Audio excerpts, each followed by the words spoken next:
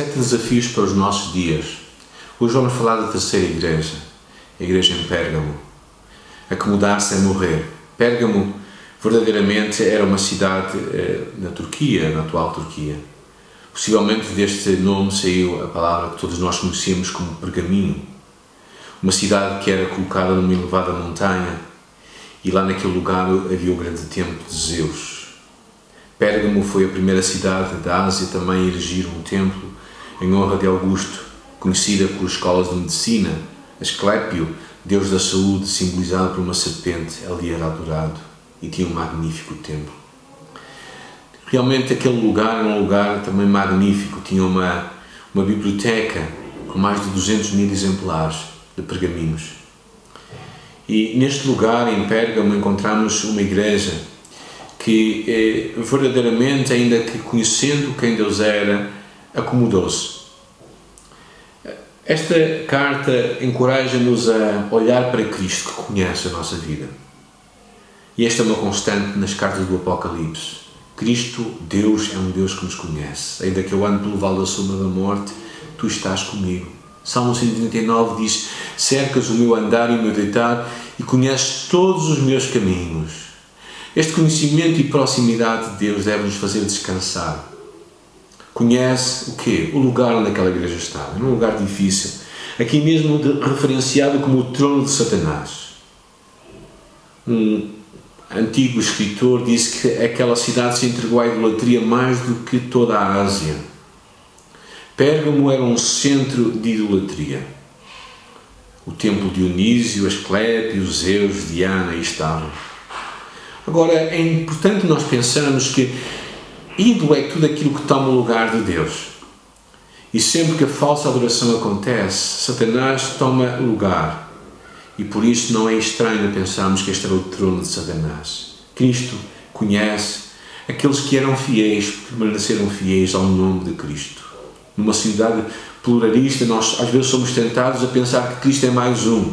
Mas Cristo é único.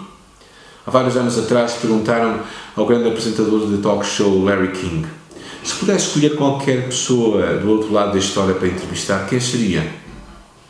E ele disse: eu gostaria de entrevistar Jesus Cristo. E King lhe perguntaram: e porquê? O que é que eu gostaria de perguntar? E King respondeu: eu gostaria de saber se nasceu de facto de uma virgem, porque essa resposta iria definir a história para mim. O Sr. King estava certo.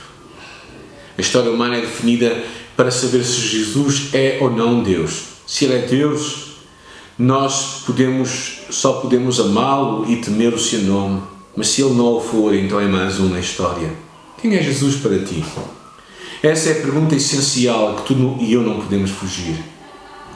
E Cristo sabia aqueles que eram fiéis, aqueles que aguentaram ficar firmes no meio da perseguição. E fala-se aqui de Antipas, um dos de Pérgamo, que aguentou a perseguição até à morte. Ele não negociou a sua fé, ele não foi politicamente correto, mas ele foi contra tudo e contra todos para defender o seu nome, o nome de Cristo. Antipas, bispo de Pérgamo, discípulo de João o Evangelista. Conta-se que foi preso e foi liberto devido à sua firmeza na fé cristã, começou a professar a palavra e a convencer as pessoas de Pérgamo a pararem de oferecer sacrifícios, o que provocou a reprovação dos sacerdotes pagãos, que exigiram que ele fosse novamente preso e colocado debaixo da prisão. E Antipas foi capturado, levado para o templo de Artémis, onde foi lançado dentro de um ardente touro de bronze vermelho, onde usualmente ocorriam sacrifícios. Segundo a tradição, o mártir orou a Deus, implorando pela sua alma e para fortalecer a fé dos cristãos.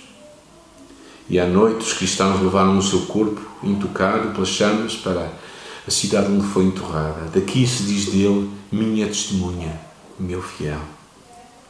Tu e eu precisamos de assumir a nossa identidade no meio das adversidades que temos à nossa frente. E somos chamados, como diz aqui, a escolher a vida e não a morte. Há tantas histórias, se calhar, que nós podemos pensar como a história do Fausto de Goethe. No afã de superar os conhecimentos da sua época, Fausto evoca espíritos e, por fim, Mistófeles, o demónio, palavra que significaria o inimigo da luz, com o qual negocia viver por mais 24 anos sem envelhecer. Durante esse tempo, conforme o contrato assinado com o seu próprio sangue, serviria o diabo a Fausto, em troca da sua alma. Entregue aos prazeres durante esse tempo, é finalmente o término deles chegado e é levado para o inferno. Tendo, porém, encontrado o amor de Margarida, tenta obter a salvação, mas foi inevitável o destino que se tinha comprometido. E aqui fala do pecado de Balaão.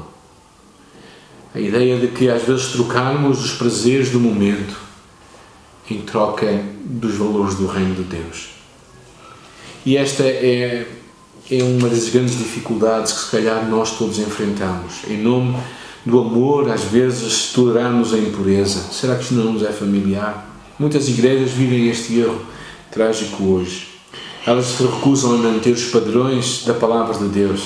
Em vez disso, acreditam que o amor, a aceitação e a tolerância são mais importantes do que aquilo que Deus declarou.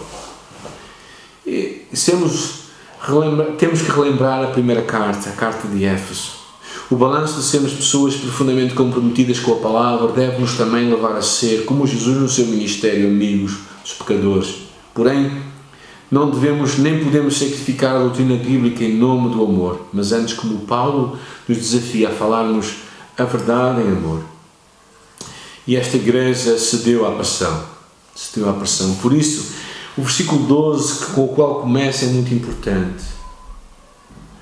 Estas coisas diz aquele que tem a espada de 2 gumes. Ou seja, a palavra de Deus, a Bíblia. A Bíblia se mantém como verdadeiramente a bússola da nossa vida e nós precisamos de nos lembrar e de voltar à palavra, vez após vez. Lembrando que se voltarmos à palavra e se nos mantivermos fiel a Ele, Deus nos vai tornar vencedores, como é prometido no versículo 17. Ao que vencer, darei a comer o maná escondido e uma pedra branca. Uma pedra branca mostrando que nós, como naqueles tempos no tribunal era dada uma pedra branca àqueles que eram considerados inocentes. Olharmos para Jesus, Deus também nos vai perdoar e vamos ser declarados inocentes. Se tu recebesse uma carta de Cristo hoje, o que é que Ele diria acerca de ti? Nesta carta somos encorajados a escutar a voz de Deus no meio de muitas vozes.